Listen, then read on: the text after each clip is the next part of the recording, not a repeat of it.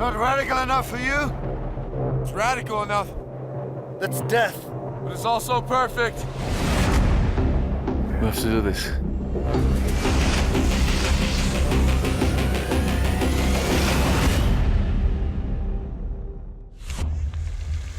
Yeah!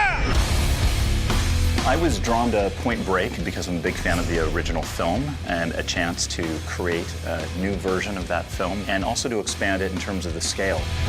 The collaborators on this project are the actual athletes. Xavier Delarue doing snowboarding and Chris Sharma rock climbing and Laird Hamilton surfing and Jeb Corliss coordinating all the wingsuiting. They are the best people in the world doing it. And these sports aren't just sports, they're very, very dangerous things to do. It's actually quite frightening to know that they're putting their lives on the line for this movie. Our version of Point Break is going to be a much larger scale project, both in terms of the sport and scale of the movie.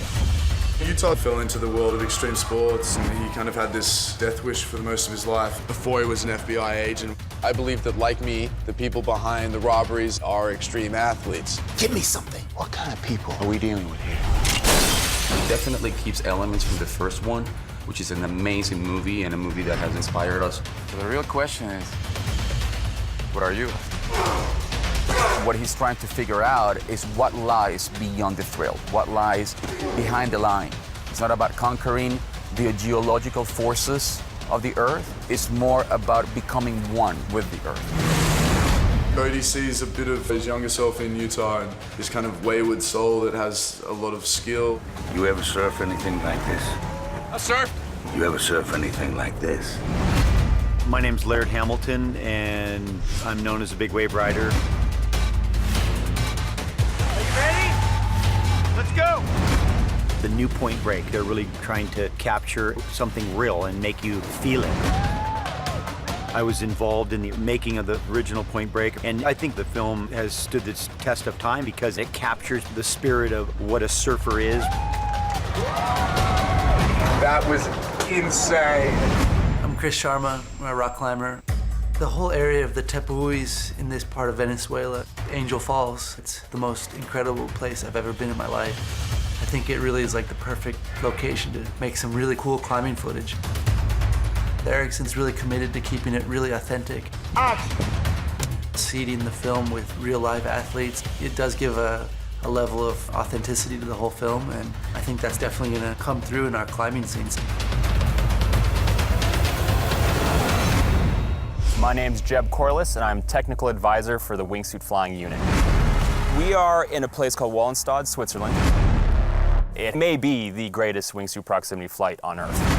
It has an incredible terrain system where there's a cliff with a crack that runs through it that you can then fly into the crack, fly underground. It's a very unique location that's incredibly beautiful. Let's do this.